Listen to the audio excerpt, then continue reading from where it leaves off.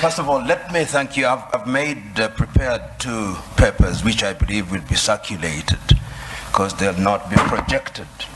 But if you can see, first of all, I want to agree with the Honorable Minister. I've done 2 pictorials. One of them is described as Africa at the dinner table. And if you look at Africa at the dinner table, Africa is on a plate and it is meat. And the diners at the dinner table are France, the United Kingdom, the United States, the European Union, the Chinese, and progressively the Arabs. And my second picture is the African hotspots. It's not visible from there. But if you look at Africa today, and you make a clean sweep with your mind, there are different conflicts of different intensity in Somalia, in northern Mauritania, in northern Mali, in Central African Republic, Democratic Republic of Congo, Guinea-Bissau, in the Cameroons, in South Sudan, and one can go on and on. And there is a sense in which Africa has always been alive to the question of interference. I will refer this audience, particularly those who are starting, to take time and read the 32 odd speeches that were made in the month of May 1963 by the then heads of states and government of independent African states, the 32 of them. And there are 2 speeches that I want to isolate for this presentation. One was by David Dacko of Central African Republic. And in thanking Emperor Haile Selassie and Kwame Nkrumah on that day, he said that we must never forget that the colonial power has not left us. We must recognize that he did not go willingly. And if we don't check them, they'll come back again. And what would little Central African Republic do against them? Today, he is right. Today, if we remember the activities of France and how they have propped up the regime of Jean Bedel Bokassa, he was right. Today, as the Honorable Minister has indicated, Africa remains the only continent in the world that is referred to in these terms, Anglophone, to mean that we are a sphere of our erstwhile colonizers. About 2 weeks ago, there was a meeting of the Commonwealth in London, England, and a friend of mine who is an Anglophile sent me the photograph very gleefully, saying this is a meeting of 53 equal states. I told him, no. If it was so, why is it that the leadership of the Commonwealth is hereditary rather than rotational? In other words, in the minds of the British, her former colonies are still under her tutelage. And I want to submit to us that in the minds of what I'll call the conceptual West, they think they have a divine duty to instruct Africans what to do. True. And in the minds of many African leaders, they think that they have a divine duty to accept what they are told. That, in my view, is what the Honorable Minister was talking about, the mindset. And this is something that has been examined. We have seen France and its very pernicious presence in Africa. We know what they did in Burkina Faso against Thomas Sankara. We know what they did in Mali or the Sudan against Modibo Keita or against Sekou Touré in Guinea. Pernicious to the core. The Portuguese, we know what battles had to be fought in that area. And let me put this very bluntly.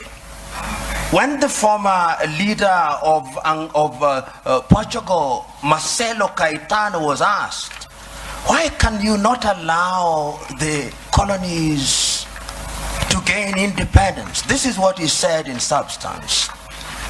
As I have examined world history over the years, the following have emerged: that the Caucasians have been responsible for monumental discoveries in the development of man. So have the Chinese, so have the Arabs. But the Africans have been responsible for nothing. They are only fit as hewers of wood and drawers of water. And I want to submit to you who are present here that in the conceptual West's unguarded moments, that is what they think. And that is how they relate to Africa. So the whole idea that they will interfere is something that they think is their God-given duty.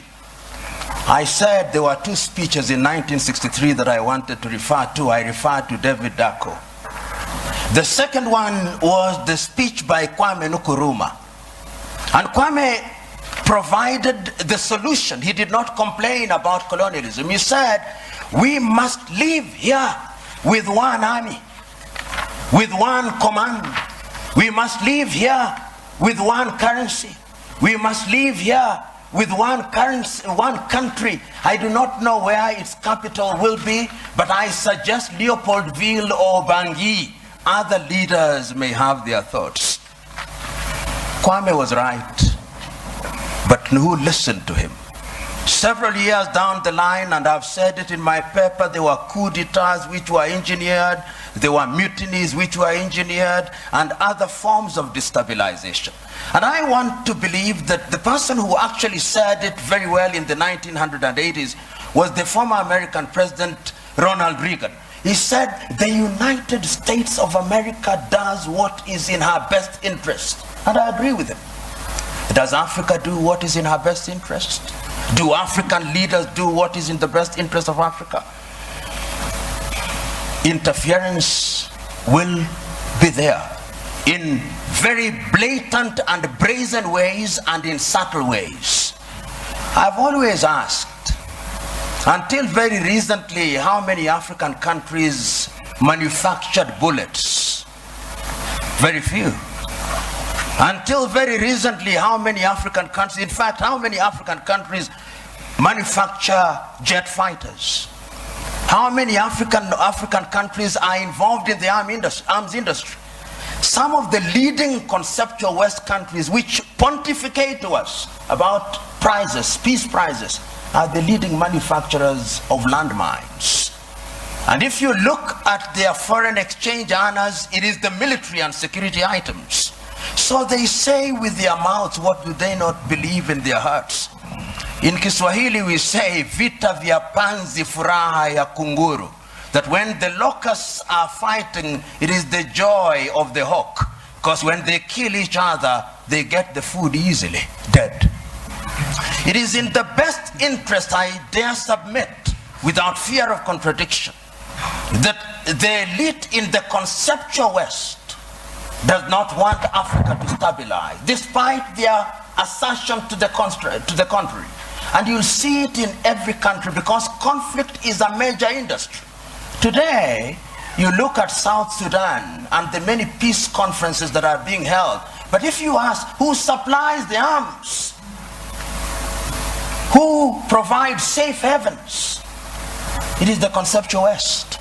And when I use the term conceptual West, I'm saying that it extends to countries which are geographically not in the West, like Australia or Canada. So I'm submitting in answer to your question, Joe, that interference is there, and it is part, to use this old cliche, of the neo-colonial project.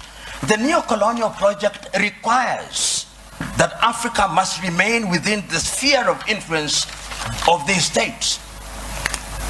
Today, if you look at the United Kingdom, which has left Europe, one would have thought that those are their cousins and that they should sit in comfort with them. You now see their involvement being de-emphasized in Europe, and their interest and appetite growing towards the Commonwealth. Because in the Commonwealth, they are the major domos. They'll tell us what to do. In Europe, they have to grapple with the Germans and the French, and they don't like it. That is the unspoken bit of it. The French also are in Europe, but the Germans are too strong, and they don't like it. So they want to hold Côte d'Ivoire, Gabon, and tell them what to do. I do not know how many of you saw the press conference that was attended by President Macron of France and Nana Addo of Ghana. And when Nana Addo spoke as an African should, you could see the body language of the French president. How dare this man speak this way? In other words, I'm saying that interference is the mother's milk of European economies. But to answer your second question, they have their own recruits who Professor Philip Nying'oro will be speaking here. To use the old vocabulary of those days, they have the people you call their comprador bourgeoisie. You must remember. The comprador bourgeoisie are Africans with black faces, but essentially they are doing the bidding of these powers. They are the ones you'll find them in different spheres. And they will be present. They are in your cabinet, but they are actually representatives of the foreign intelligence agencies of those countries.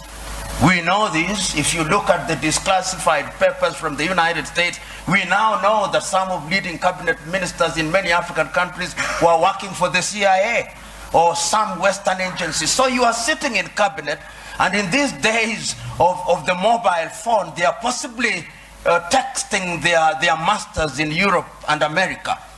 So interference is also exacerbated by these comprador bourgeois for their own benefits, and it has never changed, Honorable Minister. In the early days of slavery, they gave some of the chiefs mirrors and alcohol. Today, what they give them are flats in Paris or in Dubai, and that is what makes them undermine Africa. The third mode of interference is through institutions. Look at the competition as it is now. There is a new entrant into the market that is called China. China is very subtle. Many people wrote the obituary of Rwanda in 1994. 20 years down the line, it has been demonstrated that Africans can actually do it. Between 1983 and 1987, I think Thomas Sankara in Burkina Faso also demonstrated that it can be done.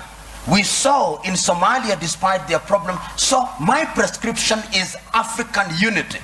Africa must now begin to negotiate initially in terms of blocks, SADC, ECOWAS, East African Community, and ultimately as African Union. And lo and behold, we must do it. And I've always said this cliche: we must do it, because if we don't do it, we will be done. Thank you.